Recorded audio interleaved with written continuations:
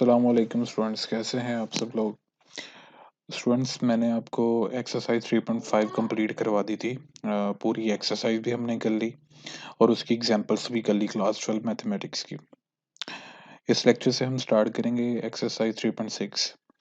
Exercise 3.6 है definite integrals के related. Definite integrals क्या होता है? आपने पीछे जितने भी इंटेग्रल सोल्व किए हैं, यानी जितने भी फंक्शंस की इंटीग्रेशन सोल्व की, तो उसमें सिंपल ये इंटेग्रल साइन था। ये ऊपर और नीचे कुछ भी लिमिट नहीं लगी लगी थी, यानी कि ये था अनबाउंडेड, माइनस इन्फिनिटी से लेकर प्लस इन्फिनिटी तक, यानी कि कोई लिमिट नहीं थी, कोई रेंज नहीं थी जहां तक आपने फंक्शन को इंटीग्रेट करना था। इसमें है आपको डेफिनेट इंटेग्रल की इंटीग्रेशन सॉल्व करनी है। यानी कि आपको अब लिमिट बता दी जाएगी। अब इसका मैं एक सिंपल सा एग्जांपल इस तरह का देता हूँ कि आपके पास एक ग्राफ है इस तरह का, वेलोसिटी टाइम ग्राफ। आपकी वेलोसिटी ऐसे बढ़ रही है, कम हो रही है, एक रैंडमली मैंने ग्राफ बना दिए हैं। अब यहाँ पे एक्स एक्सिस है और यहाँ पे वाई एक्सिस है। वाई एक्सिस पे वेलोसिटी और एक्स एक्सिस पे टाइम।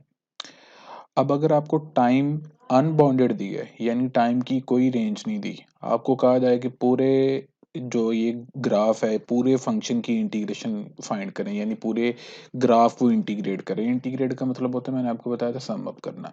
अगर मैं आपको लिमिट बता देता हूँ कि यानी आपकी वेलोसिटी में चेंज क्या आया है टाइम 2 सेकंड से लेकर टाइम 5 सेकंड तक। अब आपको ये इंटरवल बता दिया है, यानी रेंज बता दी है, टाइम 2 सेकंड से लेकर टाइम 5 सेकंड के दौरान आपकी वेलोसिटी में चेंज क्या आया है। हम इतनी चीज पे, ये जो कर्व है, कर्व का इतना पार्ट जो है, ये ओवरऑल कर्व का सिर्फ इतना पार्ट जो जो मैंने बाउंड्री मुख्तस की है, इसको हमने इंटीग्रेट करना है। ये बन जाता है डेफिनेट इंटीग्रल। जब आपको एक्स एक्सिस पे इंटरवल ना बताया जाए, यानी जो भी आपका वेरिएबल हो, यहाँ पे टाइम है, आपका एक्स भी सिंपली हो सकता है, ठीक है, कोई और भी चीज हो सकती है, कोई भी इंडिपेंडेंट यानी वेरिएबल, इंडिपेंडेंट वेरिएबल, या ये कह लेंगे आपको एक्स एक्सिस पे। ग्राफिकल वे से मैं आपको बता रहा हूँ कि अगर आपको एक्स एक्सिस पे इंटरवल ना बताया जाए, रेंज ना बताई जाए कि कितनी रेंज के लिए आपने अपनी कर्व में या अपने ग्राफ में चेंज फाइंड करना है, तो इस केस में हम डेफिनेट इंटीग्रल को प्रेफर करते हैं, डेफिनेट इंटीग्रल यूज करते हैं। तो किस्सा मुख्तसर अगर हम सिंपली इसको कहना चाहें तो इस तरह कह सकते हैं कि जो इनडेफिनेट है उसमें आपको बाउंड्री नहीं बताई जाती, यानी कि लिमिट नहीं लिखी जाती ऊपर और नीचे। और जो डेफिनेट इंटीग्रल है वहां पे बाउंड्री बताई जाती है, लाइक ये ए है और ये बी है। अब ये ए और जो बी है, ये आपकी रियल वैल्यूज हैं। ये कौन सी रियल वैल्यूज हैं? ये एक्स एक्सिस पे रियल वैल्यूज हैं, आपके इंडिपेंडेंट वेरिएबल की रियल वैल्यूज हैं। ठीक हो गया? तो ये फंक्शन देखिएगा। अब आपको डेफिनेट इंटीग्रल कैसे सोल्व करना है, ये फार्मूला हम यूज करेंगे, यानी इस कॉन्सेप्ट को यूज करेंगे। आपको सिंपली कोई ना कोई फंक्शन दे दिया है, ये एफ एक्स, सिंपली उसने कह दिया कि ये किसी के डेरिवेटिव है। आसान अल्फाज में हम अगर इसको ये कह सकते हैं तो गलत नहीं हो सकता कि ये फंक्शन है। अब इसकी इंटीग्रेशन सॉल्व करें, या आपको आंसर मिल जाएगा फंक्शन की इंटीग्रेशन सॉल्व करके। ये उसकी लिखी गई है अपर लिमिट और ये लिखी गई है उसकी लोअर लिमिट, ए भी लिखा था। अब आपने पहले अपर लिमिट पुट करनी है, फंक्शन का जो आंसर आया फंक्शन की इंटीग्रेशन सोल्व करके, उसमें अपर लिमिट पुट की, ये देखें बी पुट की है, फिर माइनस फार्मूला के अकॉर्डिंग आएगा माइनस। फिर आप इस एक्स की जगह लोअर लिमिट पुट करेंगे, लोअर लिमिट की जो रियल वैल्यू है वो जो कि है ए, वो पुट करेंगे यहाँ पे। तो इस तरह ये बन जाता है 5b-5a। ठीक है, यानी कि ये इसमें कांस्टेंट नहीं आता। जो इनडेफिनेट इंटीग्रल था उसमें हम जितने भी क्वेश्चन थे इंटीग्रेशन सोल्व करते थे, प्लस सी एंड पे आता था। वो प्लस सी जो है वो क्या शो करता था आपको? प्लस सी आपको ये शो करता था कि आपके पास जो इंटीग्रेशन आपने सोल्व की है, ये देखें, इसमें ये देखें फंक्शन है, उसकी इंटीग्रेशन उसने 5x निकाल दी है, रैंडमली ये फार्मूला लिखा है। एंड पे बताना ये चाह रहा हूँ कि एंड पे ये लिखा है प्लस सी। इस प्लस सी का मतलब ये होता है कि आपके पास ये जो इंटीग्रल आपने सोल्व किया ये अनबाउंडेड था, ये इनडेफिनेट था, इसकी बाउंड्री नहीं थी।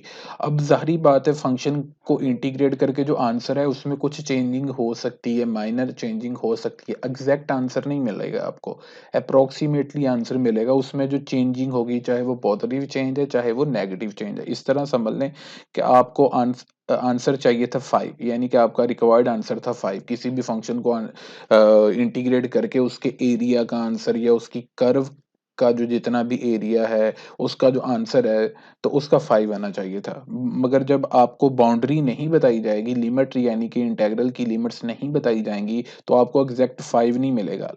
आपको हो सकता है कि 4.9 मिले या 5.1 मिले।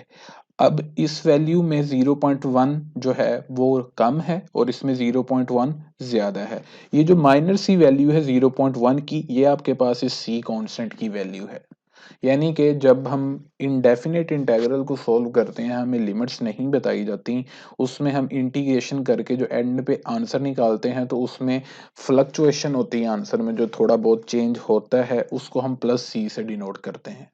ठीक हो गया, वो पॉजिटिव चेंज हो चाहे नेगेटिव चेंज हो उसको हम प्लस सी से डिनोट करते हैं। इसी वजह से जितने भी इनडेफिनेट इंटीग्रल्स हैं उनके एंड पे हम प्लस सी लिखते थे।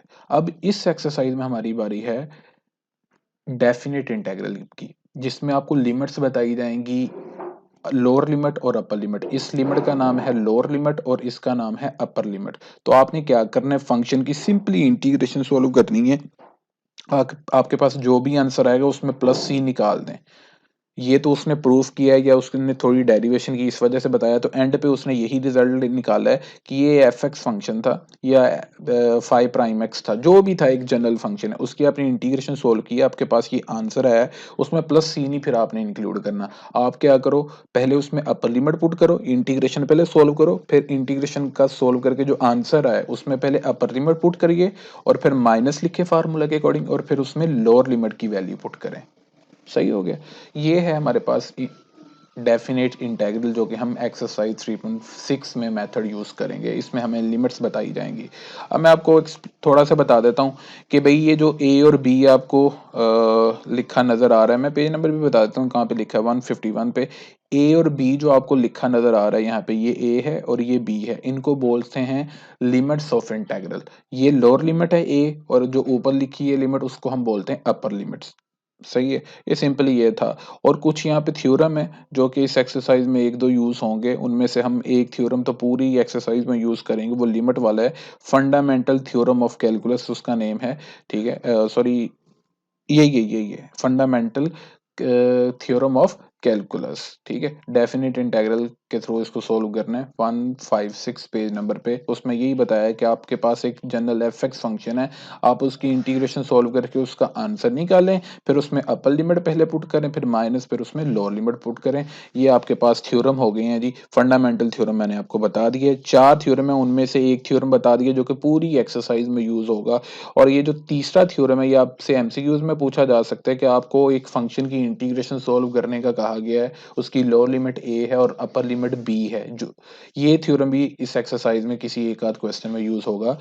अगर आप लिमिट को चेंज करते हो, इंटरचेंज करते हो, यानी कि ए ऊपर लेके जाना चाहते हैं और बी नीचे लेके आना चाहते हैं, तो आपको बाहर एक नेगेटिव का साइन जो है वो इंट्रोड्यूस करवाना पड़ेगा। लाइक अगर आपके पास अंदर कोई भी फंक्शन है, उसकी लोअर लिमिट है 2 और अपर लिमिट है 1, जो कि फिजिकली ये समझें या इन रियल वर्ड समझें, तो 2 जो है 1 से बड़ा है, 2 1 से छोटा नहीं है, तो 2 को ऊपर होना चाहिए था और 1 को नीचे होना चाहिए था। अब यहाँ पे कोई भी फंक्शन है, अब हम क्या करेंगे, फंक्शन को नहीं छेड़ेंगे, कुछ भी चीज नहीं चेंज होगी, हम सिर्फ लिमिट को इंटरचेंज कर देंगे, 2 ऊपर ले जाएंगे और 1 नीचे लिख देंगे, और फिर एक माइनस का साइन जो है वो बाहर इंक्लूड करवा देंगे। ये नेगेटिव का साइन नहीं है, ये आपका एफ एक्स है, समझे, ये फंक्शन है कोई भी। अब 2 थ्योरम्स मैंने आपको बता दिए हैं। अब ये जो डी थ्योरम है, ये जो लास्ट थ्योरम है, इनका प्रूफ भी नहीं आता, आप इनके प्रूफ पे भी मत जाइएगा। ये डी थ्योरम जो है ये आपके आई थिंक एक क्वेश्चन है 22nd या 22nd क्वेश्चन है, उसमें ये यूज होगा। उसमें ये क्या है थ्योरम, मैं थोड़ा सा यहाँ पे एक्सप्लेन कर देता हूँ, बाकी मैं जब क्वेश्चन आपको करवाऊंगा वो वाला, वहां पे इसकी डिटेल बता दूंगा। कि आपके पास एक फंक्शन है, उसकी लिमिट है लोअर लिमिट ए और अपर लिमिट बी है। आप क्या करते हैं कि ए से बी के दरमियान एक मिडल वैल्यू चूज करते हैं जिसको आप नाम दे देते हैं सी।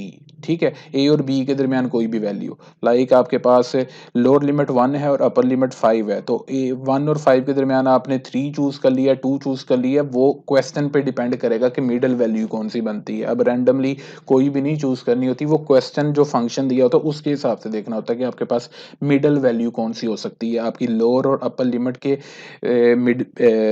मिडवे कोई वैल्यू कौन सी हो सकती है। मैंने यहाँ पे 3 चूज की, मान लें ये सी की वैल्यू, ये ए की वैल्यू और ये बी की वैल्यू। अब यहाँ पे जो जनरल है हमारे पास लिमिट वो ए बी है, तो हमने वहाँ पे ए और बी के दरमियान वाली वैल्यू सी चूज की। तो आप क्या करिएगा, पहले ए से सी तक एक लिमिट बना दें, ठीक है, उसका इंटेग्रल अलग कर दें, फिर सी से बी तक सेकंड लिमिट बना दें तो उसका इंटेग्रल अलग कर दें।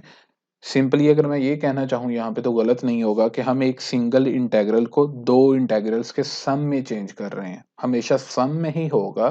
ठीक है, यानी एक सिंगल इंटेग्रल था उससे दो पार्ट्स बना रहे हैं हम यहाँ पे, ये चीज हमने की है। ये भी हम इस एक्सरसाइज के एक आध क्वेश्चन में या एग्जाम्पल में यूज करेंगे।